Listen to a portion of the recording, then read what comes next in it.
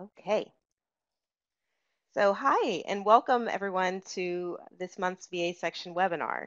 Our topic is ethical documentation and coding for VA psychologists, presented by Drs. Kristen Perry and Amee Epler. I'm Tiffany Fennell, and I'm the chair of the VA section of Division 18 and a psychologist at the VA Puget Sound Healthcare System.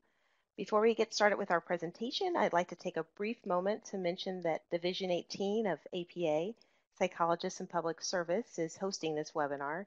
Division 18 is made up of psychologists who serve in many capacities. We're represented by 6 sections of the division: community and state hospitals, criminal justice, police and public service, severe mental illness, Indian country, and veterans affairs. I'd like to highlight that Division 18 is the only division in APA that has a dedicated section for psychologists who work in the VA, and the division and section are highly active in working to build a community and network amongst VA psychologists. There are a lot of opportunities to be involved with Division 18 and VA section, so if you'd like to learn more about the division or join, please email me or find us on the web. We're also on Facebook and Twitter. And one last note before introductions, all questions can be entered into the chat box. The presenters will monitor and answer questions as we go. And there will also be some time towards the end for questions. And if there are any technical difficulties, you can also enter those into the chat box, and I'll try to attend to those as quickly as possible. So now for introductions. So I'm really honored to present my colleagues locally here at VA Puget Sound, Drs. Kristen Perry and Amee Epler.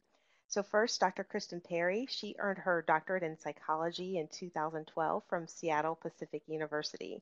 She was recently promoted to clinical associate professor at the University of Washington School of Medicine, where she precepts in community and psychotherapy. She's worked in primary care mental health since completing her internship at VA Puget Sound in 2012. This year, she took on special national responsibilities as part of the Primary Care Mental Health Integration Competency Training Maintenance Work Group in the Center for Integrated Health. She's heavily involved in those training efforts as well as in the psychology training program at Puget Sound. She's co-author on an article that's in press on telemental health training in the Veterans Administration. Her peers have recognized the amazing work she's done, and last year she was honored with the Innovation and Commitment to Quality Improvement Award. Dr. Amee Epler is the Program Manager of Primary Care Mental Health Integration at the American Lake Division of VA Puget Sound. She came to us in 2014 after working in primary care mental health at the GV Sunny Montgomery VA Medical Center in Jackson, Mississippi. Dr. Epler earned her doctorate in clinical psychology in 2010 from the University of Missouri in Columbia. She's heavily involved in the psychology training program as well as Dr. Perry. And she's also trained and certified in many of VA's evidence-based programs and recently co-authored a paper investigating the efficacy of focused acceptance and commitment therapy in VA primary care in our division's own journal, Psychological Services. So now I'll turn it over to our presenters. All right. Well, thank you, Tiffany. And just to check, can you see and hear me?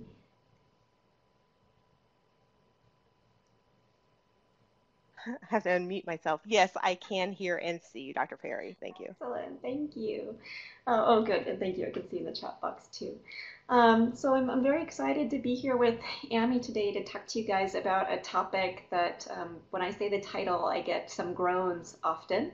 I think it's something that can be a little bit dry and yet also super important to the work that we're doing. So I hope that each of you find a gem in the presentation today that's going to be useful for you and your daily practice. We do want to start with a couple of disclaimers. So as Tiffany said, Amee and I were both normal clinical psychologists. We didn't go to any special coding school or any special certificate program. I think that we happened to both sort of stumble into this project around the same time from different ends of the spectrum. And thankfully we're able to team up, and we did a ton of reading because we're pretty good at reading, so we did a lot of that. And then after reading the CPT manual and the coding handbook and all the VA docs we could find, we spent a lot of time collaborating with colleagues in health information management locally and nationally. We worked with our administrative officers to just try and get a better grasp on this topic. I think one thing that we discovered was that the coding team speaks coding language, and I think that we often speak provider or clinician language. And so this is our best attempt at making this topic useful and understandable. So I kind of think of this as a translation into provider knowledge from the clinical coding world. But certainly I do want to emphasize we're psychologists, we didn't go to coding school. Some other things that we like to mention during this part of the presentation, we typically do this training in 4 hours. And so you're going to be getting a pretty small snippet of what we typically talk about during this training. And so if you want to know more, please reach out and ask. You're welcome to email us directly or get in touch with your local folks, whatever's going to be most convenient for you. And if you learned something today that is new or different or makes you think that you might have been doing something wrong, that's okay. I think that we're all learning this together. And again, please reach out or talk with your local teams as those sort of light bulbs come up for you. So very broadly today,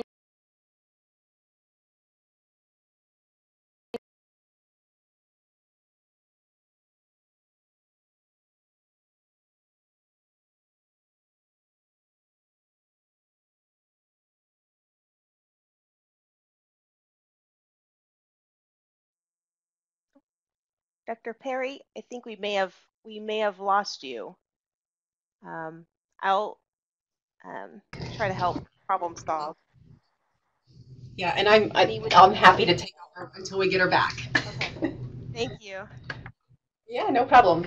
Hello everyone. My name is Amee Epler, and I'll just jump in and we'll see if we can get Kristen back. So learning objectives for today, we have two. One, the goal is to just kind of help us to utilize accurate CPT coding for the common psychotherapy services that we provide. And then also to kind of describe some of the ethical considerations related to documentation and coding in general. So why is this important? Why are we talking about documentation and coding? Oh, and do we have Kristen back? Yeah, she's back. Okay. hi, sorry. Oh, I love the technology difficulties right in the middle. I'm going to try this without my webcam just in case that spurred me into having Explorer crash. So I apologize. And thank you, Amee, for jumping in. Yeah, so why is this important? I think the primary thing that we want to emphasize today is that you're all doing great care. And if you're doing really good clinical care and you're documenting and coding that accurately and ethically, then everything else is going to work out okay. So keep that mindset here. We're not going to ask you, and we would certainly not recommend changing your documentation and coding practices to meet a specific metric or to meet an RVU target. There are going to be a lot of things that you do in your work that we can't code for. And again, that's okay. And we'll talk about some ways to still get, quote, credit for your work. But just do good care and document and code that accurately. And then there are some secondary benefits that pop up with that in terms of workload credit and VERA funding, which we'll touch on, and different reports and measures. But bottom line, do what you're doing and do it accurately and ethically, and the rest will work out.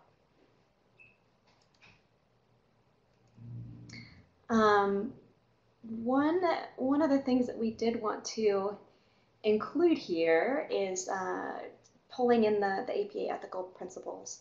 And you'll notice that we do have ethical principles related to some documentation and coding accuracies and why this is important again.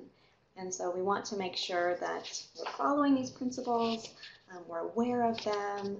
And again, this is a part of our everyday practice that most of us have not received any sort of specific training in up until this point.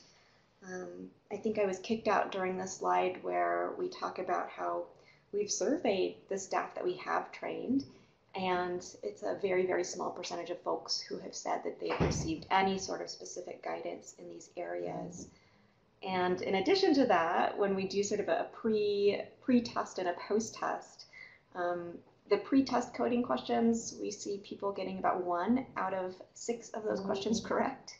And on the post-test, happily, we see that number usually rising to about 4 or 5 out of 6 correct, which tells us that there's some learning happening and there's still some concepts that need a little work. Now, if you're working in a VA setting, the VERA, or Veterans Equitable Resource Allocation, is the funding model that we use. And I had not heard about this until a couple of years of being at the VA. And the only reason I heard about it at that point was because I was taking a leadership class where we had a business officer come in and speak to us about sort of the business side of healthcare. And that was the presentation that blew my mind and really opened this topic for me. And learning about this capitated funding model and how what I do matters with it. So the capitated funding model was also kind of new to me. I'm used to more of a fee-for-service model. When I go see my doctor, I get a bill after the fact that's gone through my insurance company, and then I pay whatever's left over. And every time I see my doctor, a bill is generated. Versus within the VA system, each patient is sort of a package for the year. So for one veteran, how many services and what diagnoses were coded for that one veteran for the full year. And that dictates a dollar amount based on this VERA model. And so we're not going to go into too much detail on that, but the important part that you need to know about it is that what you do matters. I don't know about for you guys. For me, this slide is showing up a little bit blank. But if you can see it, or if you can't see it, I'll tell you what's on it. At the top box, it basically starts with whatever you put into your encounter form. So the diagnoses that you're choosing for your visit, the procedure codes that you're using for your visit. And that's why it says in big letters there, it starts with you and what you are putting in to those databases and documenting. And then there are some boxes through the middle of the screen or through the middle of the slide that show the different database warehouses, essentially, that goes through. And then at the very bottom, if you could see it, you would see there's a box that says VERA with a bunch of dollar signs. And perhaps this is an overly simplistic way to think about it, but really what happens is what you put into your encounters and your documentation feeds directly into funding for your facility. And for me, that's really important when I think about those days where I feel like, gosh, if we just had funding for another staff person, or gosh, if we just had funding for this other thing. So again, I'm not going to change my coding to try and get more money, but I do want to code and document as accurately as possible so that our facility is getting an appropriate amount of funding.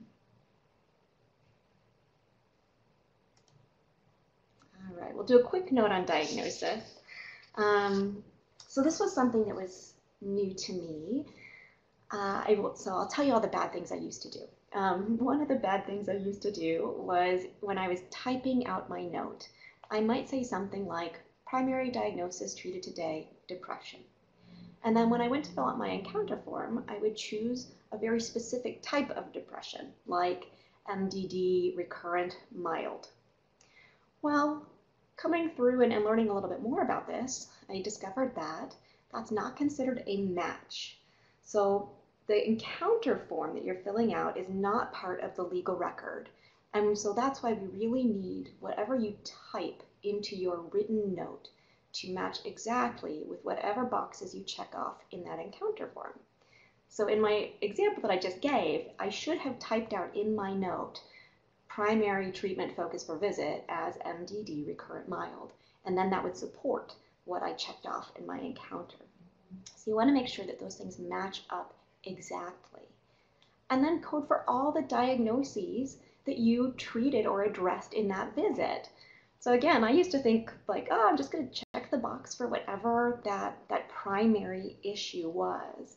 But if you also treated something else during that appointment, like you're working on depression, but then you also did some intervention for some mild anxiety, please put both of those things in and have the documentation to support it. This might also include medical diagnoses, which can sometimes feel a little funny because I can't diagnose a medical condition. I would say that's outside of my scope of practice. And yet I do many behavioral treatments for medical conditions like diabetes or obesity or chronic pain. And so you can use those medical diagnoses as long as you have that already recorded in the chart from someone who is qualified to make that diagnosis.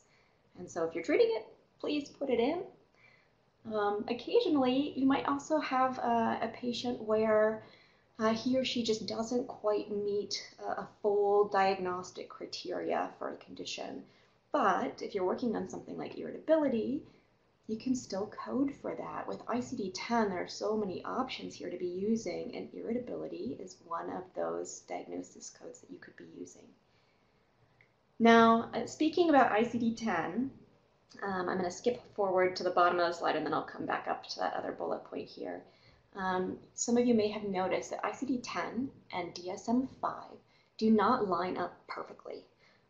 And so thankfully, the VA and our health information management team have recognized this. And there are some crosswalks available in the DSM and online that help to make some of these connections. So for example, a mild substance use disorder from DSM-5 would be classified as substance abuse using the ICD-10 terms. And so make sure that we're drawing those connections again in our notes. And then along those same lines, or related to diagnosis overall, we want to code to the highest level possible. So if you collected enough information in your appointment to be able to diagnose something like MDD, recurrent, mild, don't use unspecified depressive disorder. Use the one that accurately captures all the information you collected. So if you can step it up because you have the information, please do use that. All right, we're going to switch gears and you're going to see that most of this presentation is pretty heavy on the codes, and I'm going to have Amee take over here. All right, so before I jump into CPT coding, I just want to let everyone know that you can download the PowerPoint, and Kristen has done an amazing job of making sure that all of the links in the presentation are accurate and still working. And she's also put a lot of notes in the PowerPoint slides. So all of the information we're giving you, and probably more detail than we can get in this hour, are available in those slides. So consider downloading those and taking that with you, because there's a lot of information in the notes. All right, so jumping into the CPT coding. So CPT stands for Current Procedural Terminology. And these are the typically 5-digit codes that we're often using to kind of indicate what services were provided during a particular appointment. We're going to focus on the CPT codes that are most commonly used by psychologists, and in particular in VA. And we also have a quick code guide that we've also created that's also available for download that can kind of go over some of the common ones and kind of talk about the things you want to look for and the things that need to be part of your documentation when you're using specific codes. It's just important to note we're going to want to find the procedure or service that accurately identifies what we did, and we're not. We want to kind of avoid using approximations. There are thousands and thousands of codes out there. The CPT coding manual is a very massive document. And in the 4 years that Kristen and I have been kind of learning about this and consulting with people, we've run into codes before that seem like they should be usable. And VA has just made determinations around kind of which codes they're typically using and which they're not. The other thing that I want to just kind of sort of put out there is there are lots of things that we do in our day-to-day that are very meaningful and important for patient care, but that may not correspond to a specific CPT code. And although we don't get paid based on fee-for-service, there is a sort of growing focus and emphasis on individualized productivity targets that are sort of using RVUs, or relative value units, to kind of estimate our workload. And so if you're feeling anxious about activities or tasks that you feel can't be coded with a CPT code and thus aren't going to generate RVUs, I want to just kind of encourage you to talk about that with your supervisor. The point of having an individualized productivity target is that we can't set an RVU goal based on your discipline or where you work. We really need to base that on the types of things that you do.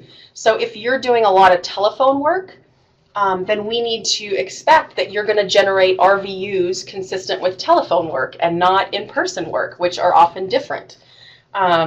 So if you're getting anxious about things that you can't code for, i.e. can't produce workload that's demonstratable to your administration, this is just a reminder that those individualized productivity targets are a way to kind of compensate for that. So we should be developing that based on the things that you are doing, regardless of whether they generate RVUs or not. All right, so let's jump in. So the first code we're going to talk about is 90791. This is our basic psychiatric diagnostic evaluation. This is kind of the big one for psychotherapists. It's a whopping 3 RVUs.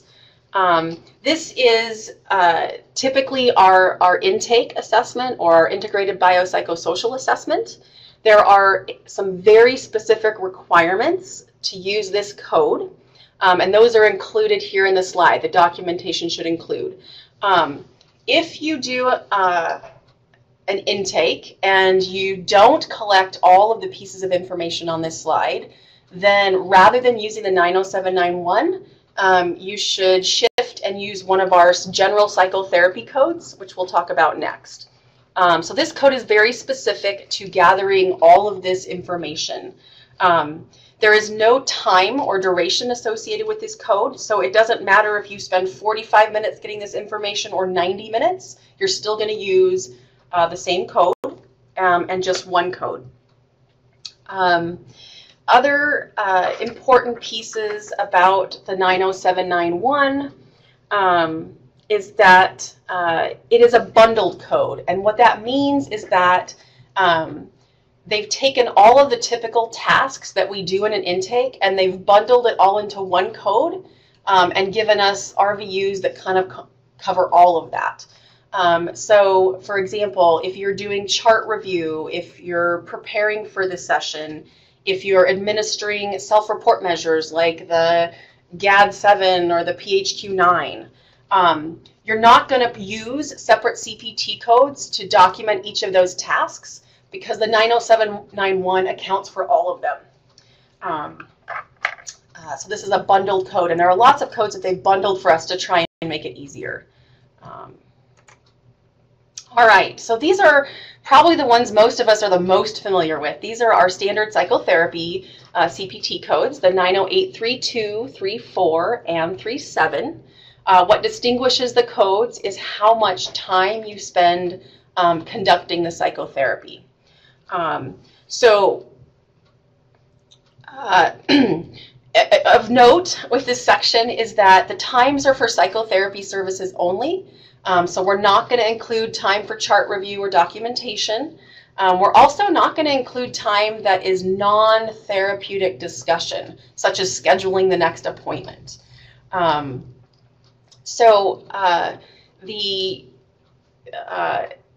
HIMSS, our health information partners, would like us to note in our documentation sort of how many minutes we spent doing psychotherapy, and then maybe a separate total amount of time that was spent face-to-face with the patient. But this, you should select the code for psychotherapy based on how many minutes of actual psychotherapy were conducted. Another note on this is that there is not a CPT code for psychotherapy that is less than 16 minutes in duration. Both Kristen and I come from primary care mental health integration, where we do lots and lots of brief interventions. And so we do lots of great work that's less than 16 minutes. So it's not to diminish the impact or the importance of that work. However, within our current CPT coding system, there is not a way to code for that less than 16 minutes. So the recommendation If you are engaging in psychotherapy that is less than 16 minutes, the recommendation is to put in an appointment that is historical, meaning it's not going to have an associated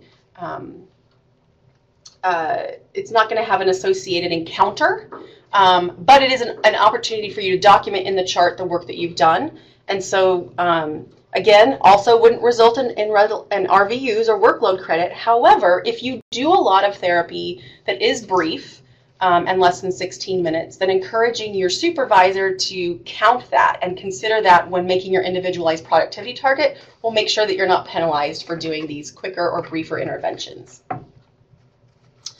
And if you want to know the exact time, so the 90832 is on average that typical 30-minute appointment, but technically it ranges from 16 minutes to 37 minutes for the 90832, and those specific numbers are available in the notes section of the slides. All right. As with the 90791, there are specific documentation requirements to use the psychotherapy codes. Again, those are listed here. So we want to make sure that our progress note is matching up with the codes that we're selecting in our encounter. And this is the way that you can do that, by making sure you've included all of the elements that are required. Make a quick plug for use of our evidence-based therapy templates. So evidence-based psychotherapy templates are available for all of the evidence-based psychotherapies that have been part of a national VA rollout. Those templates are available under shared templates and mental health. That might differ a little bit by location. If you have any questions, you can always ask your evidence-based psychotherapy coordinator, your EBP coordinator at your site, how to find these. The reason I mention this is because National is looking at how often these note templates are being used and using that as an approximate indicator as to how much evidence-based psychotherapy is occurring. This is a report that comes from our local facility, and if you look at this, you'll see the numbers are very, very tiny. I suspect that we're all doing a lot more evidence-based psychotherapy, but we're just not using these templates. And if we don't use the templates, then it's just not going to get captured nationally. So this is just a plug that if you're using evidence-based psychotherapies that are part of national rollout, please consider using those templates so that it's letting folks know what we're doing. All right. This next code, 90785, has a plus sign in front because it's an add-on code. What that means is that you can't use this on its own. It has to be used in conjunction with another code. And on the next slide, I'll talk about which codes you can use this with. This is one that I was not familiar with when I first started doing this, but it's one that I think can be pretty useful to document and note when we're meeting with a veteran and there are specific things that come up around communication that make it harder for us to do the job we're doing, whether that's assessment or intervention. So you can use this code when you need to manage any maladaptive communication. This might be someone who's having panic symptoms during the session, and so you're having to kind of stop your assessment, do some breathing, help them calm down and get back on track. It might be someone who is hard of hearing, and so you're finding that you have to repeat some of the questions a couple of times, or slow down how fast you're talking to make sure that the communication gets through. It might be that you have either a family member or a caregiver who joins you in the appointment, and they're engaging in behaviors that make it more difficult to implement the assessment or intervention. So either they're kind of talking over the veteran or answering first, and we're kind of trying to manage that so that we can get the information as accurately as possible. You can also use this code if during the session something is disclosed that requires reporting to a third party, a mandated report. So if you're calling Child Protective Services or Adult Protective Services as a result of that appointment, that's also a time when you can use this add-on code. And then lastly, you can also use it when you have to use interpreters, translators, or any other physical equipment to kind of facilitate communication. This What's different, 90785 doesn't affect the time, so it's not like, oh, this was hard, so it took me longer. It's just really kind of acknowledging that there was a significant amount of effort and things and solutions that had to come up, that you had to come up with in order to be successful in your appointment. It does result in an additional 0.33 RVU, so it's sort of acknowledging that this was a pretty challenging communication event and that this was a little bit more difficult than a typical appointment. Right there at the top is the key piece. These, you can use the 90785 in conjunction with your 90791 diagnostic evaluation. You can use it in conjunction with any of your psychotherapy codes, the 32, 34, or 37. And you can also use it with the group psychotherapy code, so the 90853. So if you have someone in a group setting who is either has some complex communication or maladaptive communication that you have to compensate for, or that requires some extra adjustments or accommodations, then you can use that code. You would only use that code in the encounter for that specific veteran, not for all the veterans who are in the group, if that makes sense. Also, just a reminder that when you use this code, you need to reflect in your progress note the reason for using it. So for me, this typically comes up in my mental status exam, where I might talk about they were hard of hearing, questions had to be repeated frequently, or I might talk about any other communication or issues that came up during the session. So as long as you're documenting in your progress note what the complication was, then you can use this add-on code to kind of reflect that. All right, 90839 and 90840 are also two codes that I was not familiar with before Kristen and I started this process. There is a separate code for when we're doing psychotherapy for crisis situations. Now, this is specific to a crisis that is life-threatening and requires immediate attention. So this happens when someone comes in acute crisis, is suicidal, risk is high and imminent, and we have to address it right away. It may be that we're sort of determining whether hospitalization is appropriate. And so if this is kind of the purpose of the visit, or this is what the visit is focused on, then a 90839 can be an appropriate CPT code. The code can be used for as little as 30 minutes, so you have to have at least 30 minutes, and up to 74 minutes is covered by the 90839. If you go over 74 minutes, then you can use the 90840 add-on for each additional 30-minute block. The RVUs for this are significantly more than they are for a typical psychotherapy appointment, right? Because we're acknowledging that this is a much more intensive intervention to do. A quick note, this is not something that you would use if you do an intake and you're doing a standard suicide risk assessment. If the person is not at high or imminent risk, and you're just doing that as part of your standard care, then you'd go back and use your psychotherapy codes or your 90791.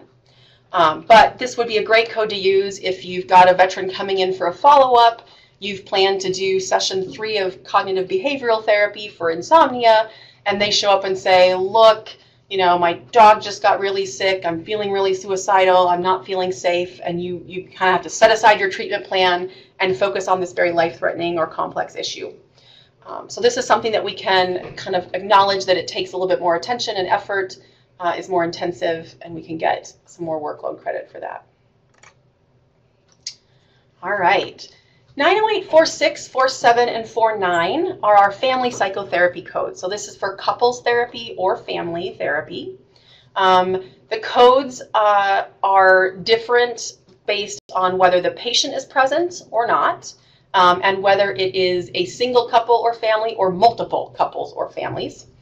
So there is a multiple family group psychotherapy code. Of note, these codes can be used for any session that is at least 26 minutes long, and it doesn't matter how far it goes, there isn't an add-on for longer sessions with family or couples. The other note is you can't use the interactive complexity add-on with these codes because it is bundled already into the RVUs. It is expected that if you are doing couples therapy or family therapy, that's already more complex in terms of the communication that happens in that room. So they've already kind of added in some extra RVUs to acknowledge that. So we wouldn't be using that interactive complexity with these codes. All right, this is probably the code that I was most familiar with other than the basic psychotherapy. So our 90853 group psychotherapy code is what we use when we're doing groups with 2 or more patients. I did not know that there was a minimum number of patients. It does make sense that it wouldn't be a group with 1 patient, but I certainly have days when 1 person shows up to my group. What I also didn't know is that there's a limit. There's an upper limit to using the group psychotherapy code. So you can use this for 2 to 12 patients. And I think the idea here is that if you have more than 12 patients, then perhaps it's really not psychotherapy. It might be more of a psychoeducational class or a different purpose. The guidance is if you have 1 person who shows up for group, you can keep the appointment in your group clinic. You can write your note as typical, but then you'll just use an individual psychotherapy code instead of a group psychotherapy code. And if you have more than 12 patients, there are some alternatives, and those are in the notes section of this slide. But if you have more than 12, you can use a 99078 code, which is for group health education or counseling services. And if you're doing group counseling for alcohol and drug use that is greater than 12 patients, then there's a specific code, the H0005, that can be used. You can use interactive complexity with the group psychotherapy code, as we talked about. But if you are having that interactive complexity, then they want you to limit the size of the group to 10 patients, because I guess the idea is that if we have 10 patients or 12 patients, but one of them has some communication difficulties, then we're really probably, are we getting good psychotherapy out to all 12 of those patients? This slide also contains the documentation requirements to use the 90853. This includes the time you spent and the group size. So please make sure that you get kind of that in. All right. 96150, 152, and 153 are our health and behavior assessment and intervention codes. These are typically used by psychologists when the focus of our session is not on a mental health diagnosis, but on a medical diagnosis. There are plenty of examples of times when, as psychologists, we are intervening around the biopsychosocial factors that are important to a medical condition or physical health treatment. So if I'm doing therapy and I don't have a mental health diagnosis that fits what I'm addressing, then these are the codes that I should be using. Something that's different about the health and behavior assessment intervention codes compared to our psychotherapy codes is that you can use a quantity. So when you get into your encounter form and you add in, say, 96150, there's going to be a box at the bottom that has a quantity number. And normally we just ignore that. But with these codes, you use them in increments of 15 minutes. So the minimum is 15 minutes, and you get to use 1 code. If I did 45 minutes of health and behavior intervention, then I would use a 96152 with 3 quantity, because I did 3 15-minute intervals of that. Okay, so reminder to use the quantity on this one. We usually get questions on this one about, what do I do if I'm doing a group and I'm using, like, for example, acceptance and commitment therapy for diabetes. I'm technically addressing a medical condition, but I'm using psychotherapy. I think this is a gray area. My approach is that I'm using a psychotherapeutic technique, I'm likely going to use my psychotherapy group code. But if I'm really addressing diabetes in a psychoeducational way and I'm not using psychotherapy, then I would use the health and behavior assessment intervention group code, the 96153. But there are some kind of pros and cons and ways to kind of look at that and kind of figure that out. Again, I think it's helpful to consult if you have any questions or aren't sure whether you should use these codes or the psychotherapy codes. Particularly for groups, I think it's harder to determine. All right, telephone services. This is something that we're doing a lot more of, I think, these days, and for good reason. It's a really efficient and effective way to kind of keep in touch with our veterans and kind of take the therapy to where they're at. Want to emphasize a couple of things about telephone services. Number one, if you are doing telephone services, you need to make sure that the appointment is scheduled and documented in a telephone clinic. And that's important because telephone clinics have specific, are set up in a very specific way to document that the intervention was done via telephone, and also to ensure that veterans don't get charged, because we don't charge veterans for telephone services. So when this comes up the most is, let's say I have an in-person appointment that's scheduled and the veteran doesn't show up, and I'm doing my telephone no-show call. When I reach the veteran, let's say we end up doing some actual therapy or talking about kind of next steps. So I want to document that. What I would need to do is cancel my appointment in my individual clinic and then put in a new appointment in my telephone clinic where then I can go in and actually document this care. Another important piece of the telephone services is that these codes are only to be used for telephone calls that include meaningful clinical discussion and content. So we would not use a telephone code for a call to reschedule an appointment. I would not use a telephone code if I called and I had to leave a voicemail or a message with a family member but didn't actually meet with the veteran or talk to the veteran.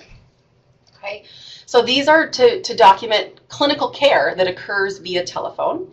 If you're doing any of those other things that are not meaningful clinical care, we still want you to document what you're doing, but you're going to use that. You're going to do that documentation using a historical note, an appointment with the historical box checked, rather than an appointment with an encounter attached. The codes are determined based on how much total time you spend on the phone call. So this is a little bit different than the psychotherapy codes where you're counting just time in psychotherapy. This is in fact just the time you spend total on the phone. It's also important to note that we don't get to use the quantity buttons on these. So if you talk to someone for 60 minutes on the phone, the CPT code is still going to be the 98968 for that 21 to 30 minutes. So it's really 21 to infinity minutes because there isn't an add-on code for longer telephone services, and you can't add more quantity. Sometimes I get questions about whether or not you can add these telephone codes together. So if I did a 45-minute call, can I add my 30-minute with the 15? And the answer is still no. So no quantity here, and no combining telephone codes together to make those minutes higher. It's like Amee said, 21 to infinity minutes for that final code.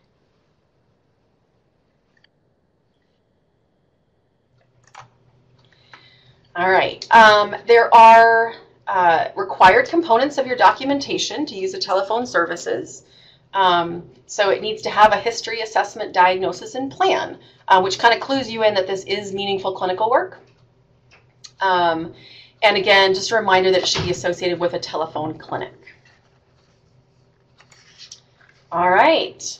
So one last shout out. When you go into your encounter form, there's the quick pick list that bring up our typical codes. And when you select a code, there's a modifier column that pops up on the right-hand side.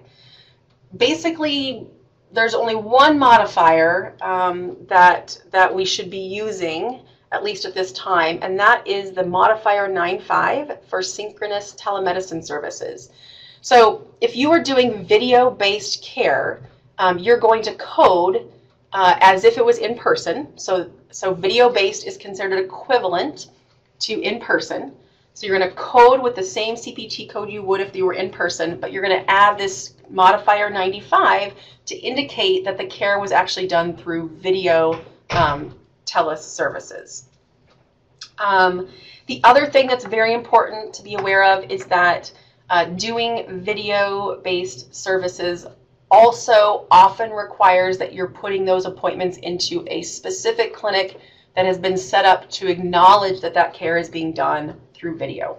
And again, there are some local differences, so just encourage you to kind of work with your supervisors and administration staff to kind of identify where those clinics are set up and how to use those. All right, that was one last note on the modifier for 95. Just because I can't stop talking about telehealth because I love video-based care. So the only other consideration that I'd like to throw out there is if you are providing video-based care, which is super exciting and a flexible, great modality, you do want to make sure in your documentation that it isn't just your standard note. It's going to be your standard note plus some added information where you document your location and the patient's location and what the emergency plan is that is specific to having a video-based call. So I would say if you do have a local telehealth facility coordinator, go ahead and touch base with that person to see what your specific header or template might look like. We've got one that we use here in Puget Sound that I just tack on to every single video-based note that I do. But otherwise, we'll go ahead and move in. So this is I think it's funny, but it's probably not terribly funny. We've got our IKEA building folks here, and my joke is that I think documentation and coding can be easier than building IKEA furniture. Haha. So we often do a couple of case examples, but in the interest of time, we're just going to do a short quiz. And yes, I'll be happy to share the telehealth template. Krista, will you send me an email, kristenperry1@va.gov, and then I'll email it to you. Thank you. So we didn't do this the fancy way with pull buttons or anything like that. So I'll go through each example and just pause for a moment so you can look through your notes or look at the coding guide to see what your answer to the question would be. You're certainly welcome to type it in the chat box, but you don't need to if you don't want to.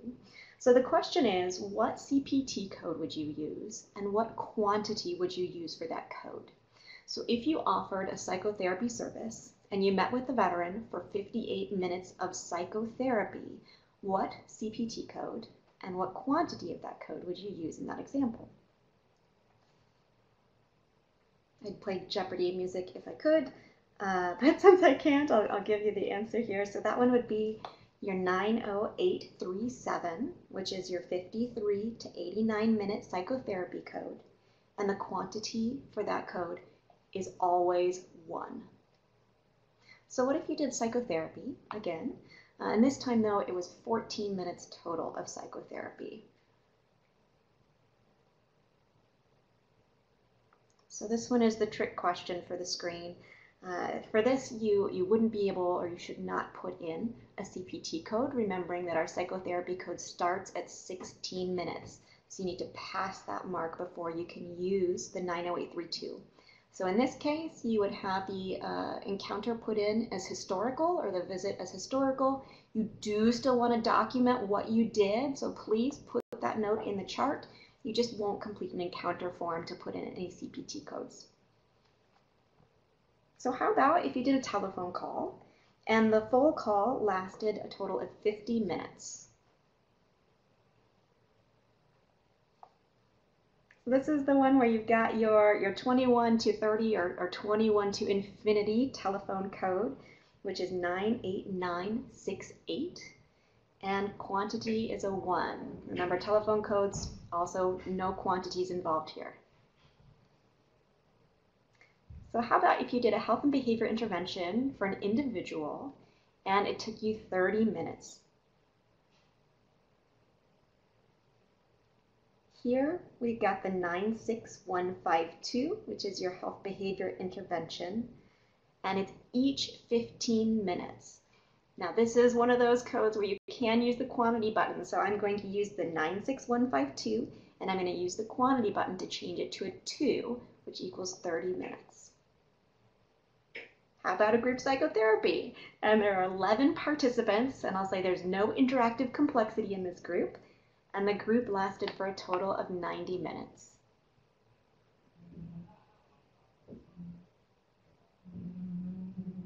So here we've got our 90853 or psychotherapy group code. There's no time associated with this code, and you don't change the quantity on this code, so it's just the 90853. If you did some couples therapy with the veteran present and the session took 55 minutes,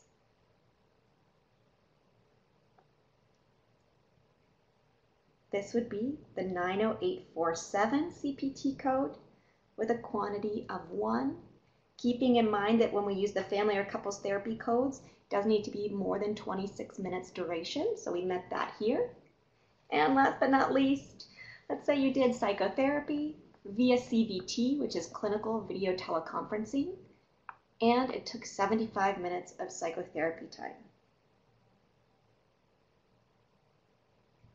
So as above, we're going to use the 90837 CPT code with a quantity of 1, and then you'll get to use that modifier 95 to signify that it was completed by video. Now, just a couple of things that might be helpful for you guys, and I know some of these links were already included in the chat box. I think it was either Jay or Cliff that sent some of these out. So the documentation handbook from HIMSS, I found that really helpful. There are some really good CPRS training videos online as well. If you want information on how to make your own templates or how to import information into a template or a note, it can pull things like the last PHQ score, or if you are making a header for your telehealth service, it can pull the patient address and telephone number. For coding, we've got those mental health business operation coding guides. I've looked at those many times. I do highly recommend them. And then just the HIMSS website has also got some really great resources. You can even send the national team questions or review the questions and answers that have already been completed over time. If you want to know more about RVUs, if you want an electronic version of the DSM-5, if you want to fall in love with Vera, there are a bunch of videos on the ARC website there, so you can have fun with that. And then just in case you want to know all the books we read, these are all the big coding books that Amee and I got for Christmas this last year. So they've been great resources as well. But certainly feel free to reach out to us or to your local teams or check out those resources. I think this is something I really enjoyed talking about and thinking about because it's set up to be sort of a black and white system, and yet with our provider brains we can see the grays, and so discussion can be really helpful. But we've got a few minutes to take any last questions before we wrap up.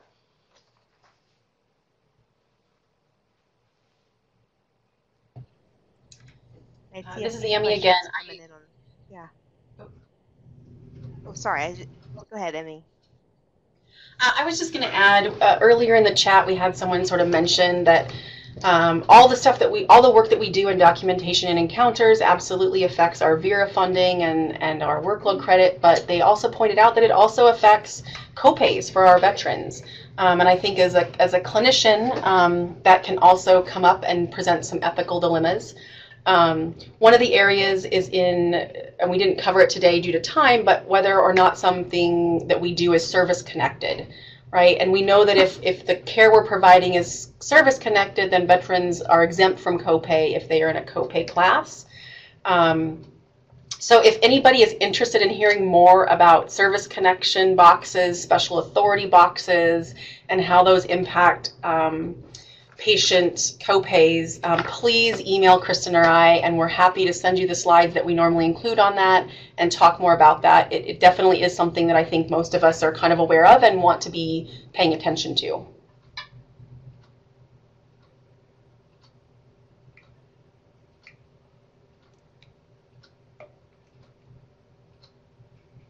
Yeah, Jay also mentioned for the presentation. Yeah, that it also affects third parties as well, and that's correct. In fact, the only time I've ever gotten an email from HIMSS to correct my coding or documentation is when they were billing a third-party insurance to cover a veteran's copay. So, so yes, this impacts a lot of different things. It's important to do it as accurately as we can. I guess I'll throw it out there too, Amee. So when we started looking at this, I did start looking much more closely at our encounter at our encounter forms and like, wow, look at all these diagnoses I didn't know about. And gee, look at all these codes I didn't know about. And so it's very likely you're going to see some CPT codes where the little descriptor that you see in CPRS doesn't give you enough information to know whether or not you can use it. And so if you see something that interests you and you think, gosh, that sounds like it applies to something that I'm doing, do a little bit more digging. Because I think sometimes, yes, you'll be able to use it and that's great. And other times, like this chart review code, it's not as simple as the title implies.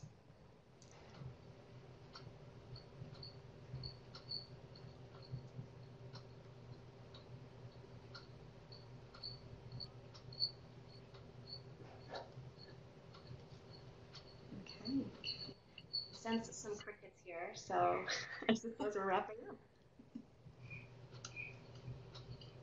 Well, I just wanted to give a big thanks to you guys, Drs. Perry and Epler. This is an amazing presentation.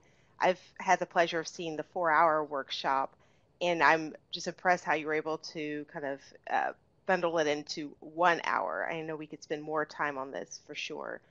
So thank you for making this more condensed and in plain language so we can understand, and thanks also for being some follow-up resources. Um, and again, this webinar will be posted online on our VA section website, so that way you can, view it again or share with your colleagues if they weren't able to attend today. Just want to wrap up by also saying a little bit about logistics with the attendees today. Those of you who are Division 18 members and complete the evaluation form that I'll email out to each of you later on, you'll be able to receive an hour of continuing education credit. So look for that information in your email inboxes shortly. And of course, that's a perk of being a member. So again, if you're interested in joining Division 18 or have some more questions, please get in contact with me. And also before we go, I want to give a quick plug for next month's webinar on November 1st. We'll have Dr. Zachary Parrott. He's a suicide prevention coordinator at the Kansas City VA. He'll be highlighting some of the findings from the recent VA National Suicide Data Report. He'll provide an overview of the new suicide risk safety documentation requirements and suicide safety plan. And he'll also talk about strategies for accessing and connecting with community partners to overcome barriers for veterans. So more information on this webinar and how to register will be sent out shortly. And for any other follow-up questions, again, feel free to contact me at tiffany.fennell@va.gov. So thank you all again for attending today. And again, thanks so much to our presenters. Take care.